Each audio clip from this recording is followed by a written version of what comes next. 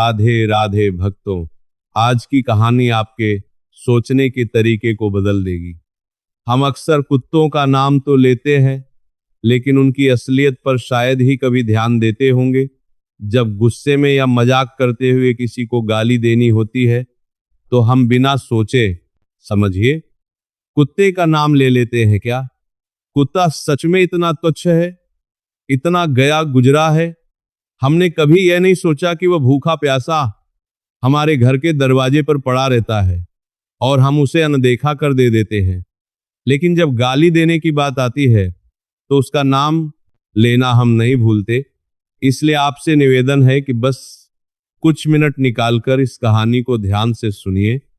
शायद ये आपको सोचने पर मजबूर कर दे और आपकी सोच में एक सकारात्मक बदलाव लाएगी। भक्तों, शांतिपुरी नगर में रामू नाम का व्यक्ति रहता था। एक दिन वह रामू एक महात्मा से मिलने उनके आश्रम पहुंचा। वहां उसने देखा कि महात्मा कुछ लोगों को उपदेश दे रहे थे। रामू ने महात्मा को प्रणाम किया और बोला, गुरुदेव, मेरे मन में एक सवाल है। महात्मा मुस्कुराए और बोले, बेटा संकोच मत करो, जो भी सवाल है खुलकर पूछो। रामू ने कहा, गुरुदेव, मैं जानना चाहता हूं कि कुत्ते को रोटी खिलाने से कौन से लाभ होते हैं। महात्मा ने मुस्कुराते हुए कहा, अगर लोग कुत्ते को रोटी खिलाने के फायदे जान ले तो उनका जीवन सुखमय हो जाएगा। कुत्ते को रोटी खिलाने से 8 बड़े लाभ होते हैं, जो इन्हीं के कारण चाहता हूं। फायदों को समझ लेता है, उसे कभी दुखों का सामना नहीं करना पड़ता। महात्मा ने आगे कहा, बेटा, एक कहानी सुनो। एक समय की बात है। एक भूखा प्यासा कुत्ता गांव के हर दरवाजे पर जाता, लेकिन कोई उसे रोटी का टुकड़ा तक नहीं देता। वह लाचार होकर इधर उधर भटकता रहता। एक दिन वह गांव के बाहर एक आश के आश्रम में पहुंचा।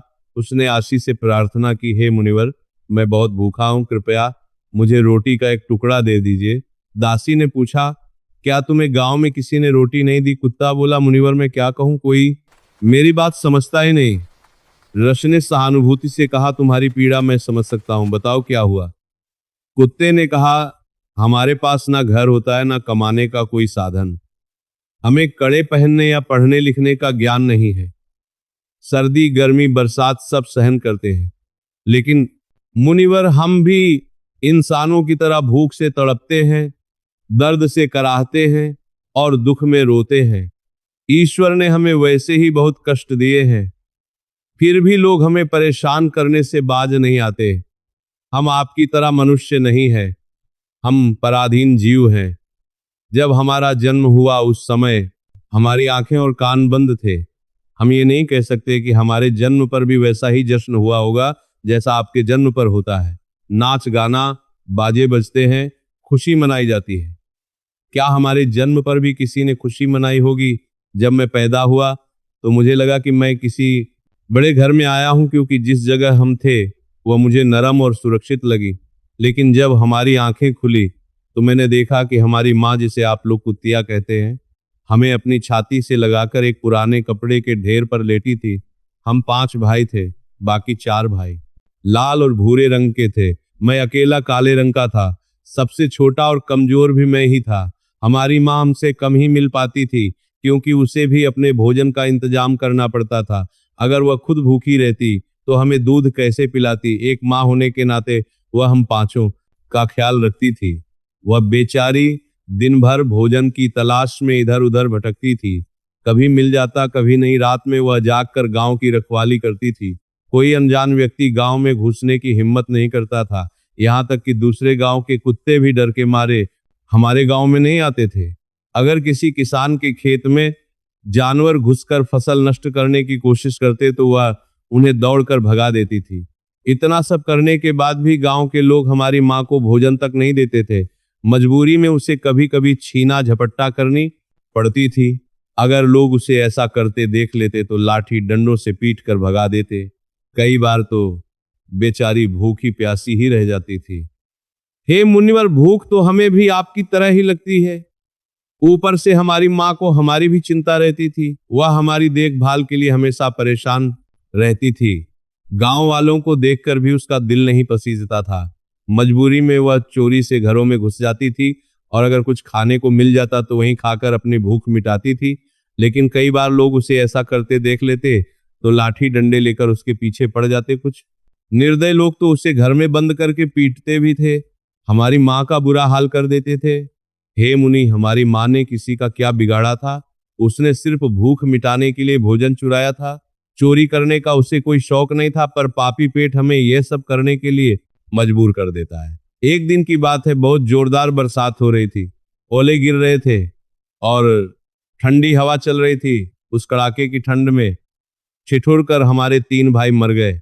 उस दिन हमारी माँ बहुत रोई थी, लेकिन मनुष्यों ने हमारी पीड़ा को नहीं समझा, क्योंकि उनके बच्चे थोड़े ही मरे थे। फिर वह कुत्ता कहता है, हे मुनिवर, अब हम सिर्फ 2 भाई रह गए थे। हमारी माँ हम दोनों की अच्छे से देखभाल करने लगी। एक दिन उसी गांव में एक सेठ के घर दावत थी। वहां कई तरह की मिठाइयां बन रही थीं। सेठ जी के घर बहुत से मेहमान आए हुए थे। हमारी माँ खाने की तलाश में बार बार वहां जाती थी, लेकिन लोग उसे दुत्कार कर भगा देते। किसी को उस पर इतना भी तरस नहीं आया कि उसे एक रोटी ही दे दे।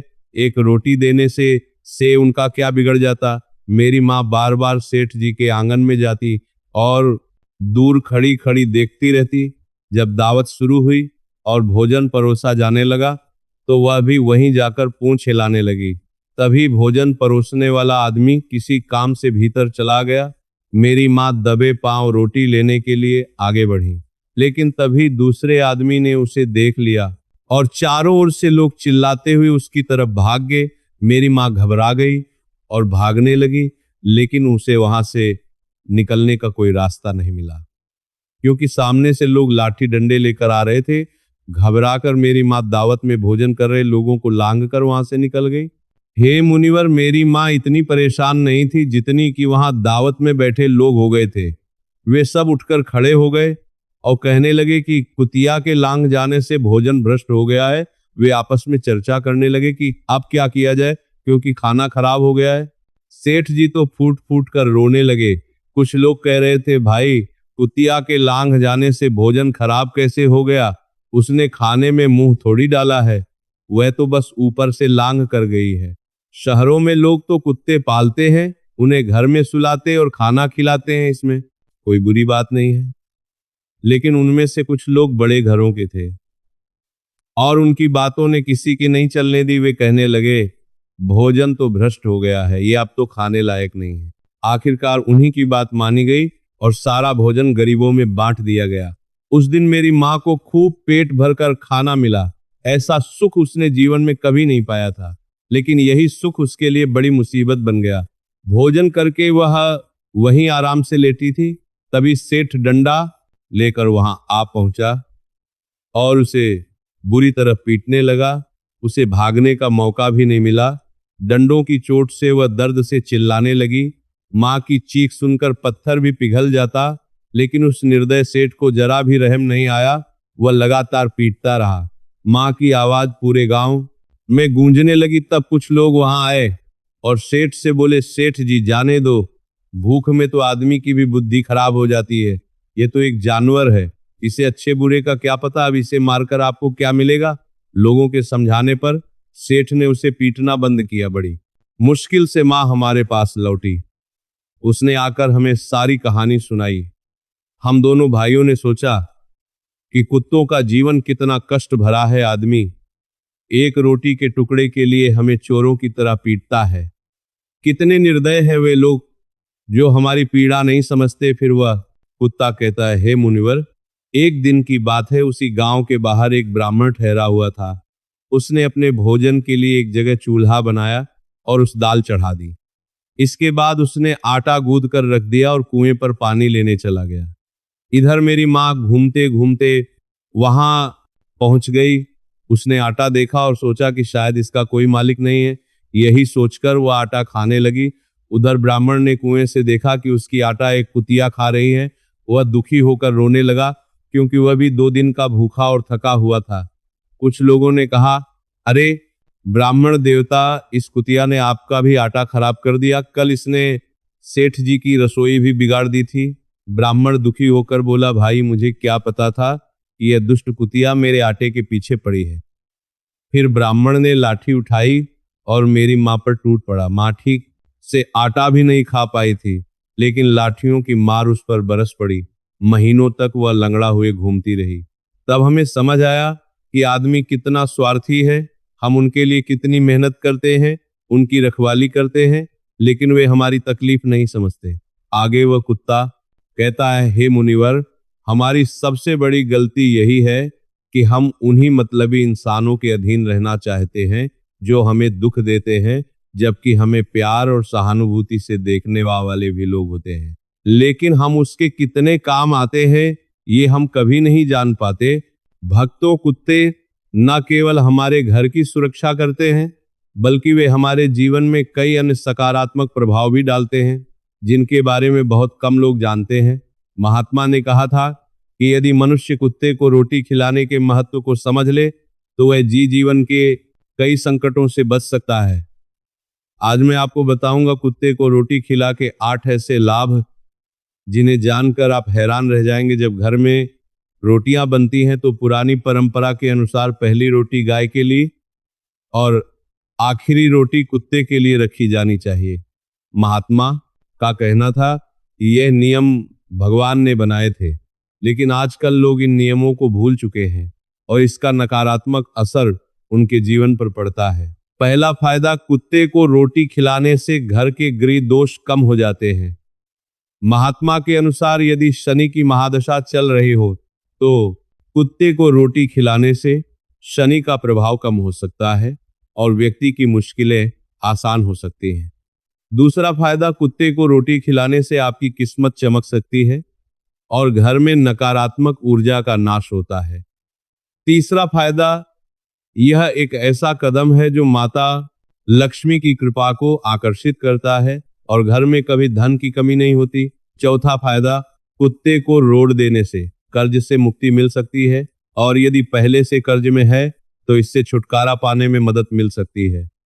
पांचवा फायदा, जब आप कुत्ते को नियमित रूप से भोजन देते हैं तो ये आपके व्यापार में प्रगति लाता है। छठा फायदा, कुत्ते को रोटी खिलाने से आपकी आयु में वृद्धि होती है और अटका हुआ धन वापस मिल जाता है। सातवां फायदा, कुत्ते को रोटी देने से आपके स्वास्थ्य में सुधार होता है, मानसिक स्थिति भी मजबूत रहे है और आप हमेशा ऊर्जावान महसूस करते हैं। आठवां फायदा, भगवान को सभी जीवों की चिंता रहती है, इसलिए जब आप कुत्ते को रोटी खिलाते हैं तो भगवान प्रसन्न होते हैं और उनके आशीर्वाद से आपका परिवार सुखी रहता है। महात्मा ने यह भी बताया कि जब कुत्ता रोता है तो इसे एक अपशकुन माना जाता है, यह किसी संकट या अनहोनी का संकेत होता है, इसलिए कुत्ते को कभी भी दुखी नहीं करना चाहिए। तो भक्तों, आपको ये जानकारी कैसी लगी? कृपया कमेंट सेक्शन में अपने विचार जरूर बताएं। यदि ये जानकारी पसंद आई हो तो वीडियो को लाइक, हमारे चैनल को सब्सक्राइब करना ना भूलें। लक्ष्मी जी की कृपा आप सभी पर बनी रहे। राधे राधे।